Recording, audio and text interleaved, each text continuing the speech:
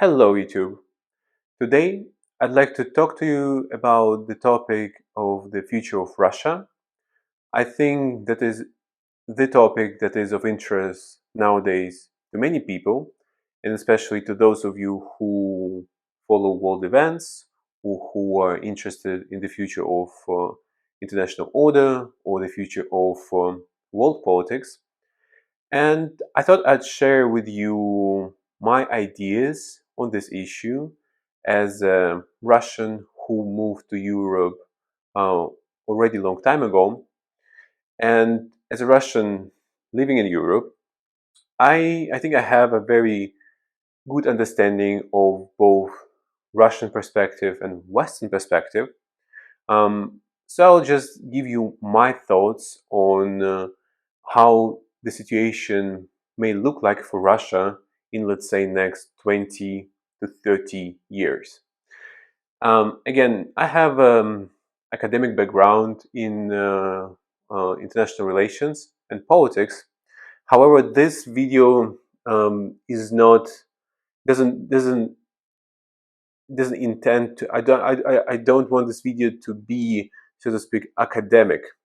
Uh, I want to just emphasize my personal perspective, given my experience in life, and given the type of information, let's say, that I consume.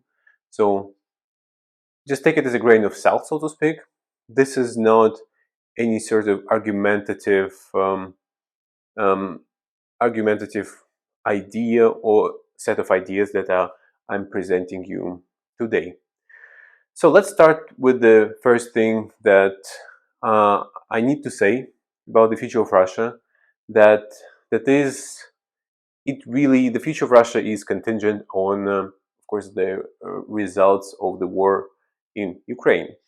Um, and this is, of course, very obvious thing, but something that everyone should take into consideration, because depending on how the war plays out, or specifically how the what type of peace we are going to have, it will definitely determine how how Russia is going to develop as a country and as a nation.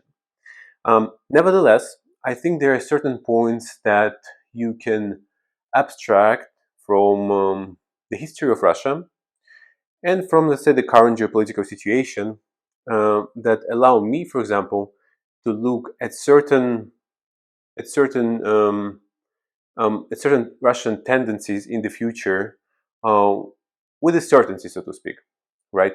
And I want to maybe talk about those things that I think are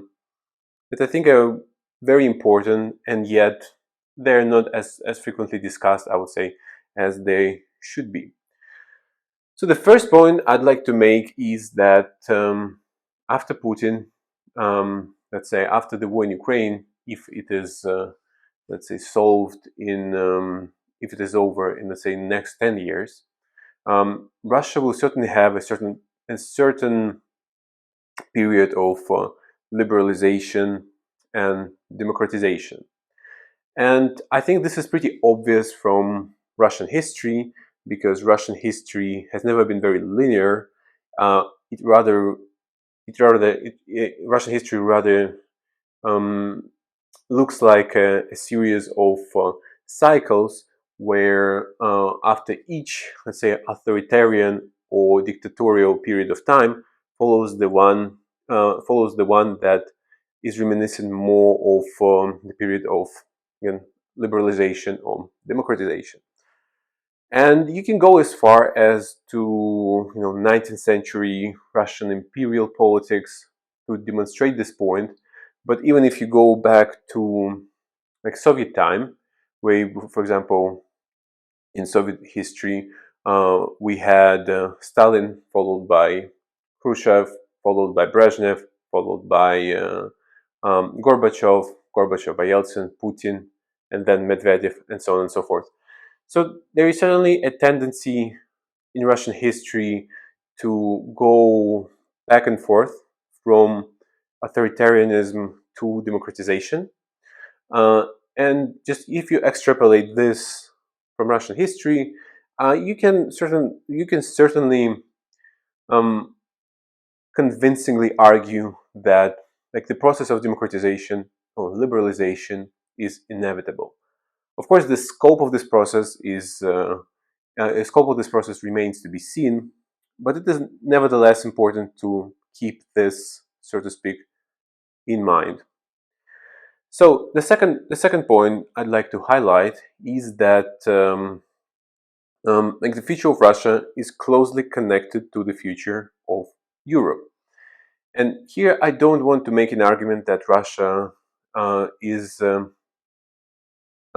will necessarily be part of Europe. However, um, throughout Russian history, like especially recent Russian history, Russia has always been integral part to, let's say, European European political system. And I don't think it's going to change despite the war in Ukraine. And moreover, I would actually argue that the war in Ukraine allows Russia to enforce itself, let's say, upon Europe or upon the future of European, security architecture, the future of Europe itself. Because now, no matter how the war plays out, Russia simply cannot be ignored because any type of deal that involves Russia will inevitably give Russia a certain level of authority about the future of European security architecture. So, and that's why I think the future of Russia is inevitably connected to the future of Europe. But also, I want to make a third point, and this third point is the fact that I believe there is going to be inevitably liberalization in Russian political circles, primarily due to the fact that people who grew up in, let's say, 90s and zeros uh, in 2010s will come to power in Russia. And I think it is a very significant point to make because, let's say, kids and teenagers who went to school during this period of time, they deeply internalized Western ideas and I would say Western belief system because during this period of time, Russia was predominantly Western. Well, in other words, the dissemination of information was completely unrestricted. For example, people of my generation consumed a lot of Western music, Western cultural products, be it movies or books or, I don't know, learning languages, and so on and so forth. And I don't think you can really eradicate um, this belief system, despite the fact that, of course, Russian government tries to do so.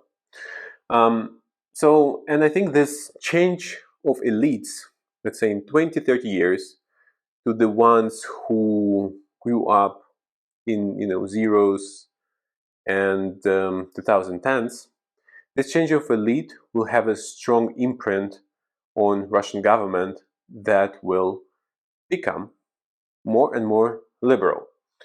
Um, and here, of course, I want to maybe conclude this video as well as to sum up points that I made. And I need to say that I mean those 3 points for me they form a sort of congruent uh, congruent picture of the Russian future, where Russian future will, I would say, most likely be very liberal, European, and democratic. And of course, if you think about those 3 points are the first one is that Russian history Russian history has always shifted from the period of authoritarianism to that of democratization and liberalization. The second point is that Russian future is inevitably connected to the future of Europe. And the third point is that there's going to be a change in Russian elites who will over time become more liberal. So I think if one takes those 3 points, I would say seriously, I would strongly argue that the future of Russia will be definitely more liberal than people imagine, and it's definitely something maybe to take into consideration when you read information about Russia or you contemplate the future of Russia.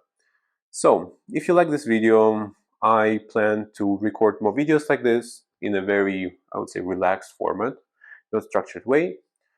If you want me to maybe talk about certain issues and questions related to Russia or Europe or world politics, just write in the comments.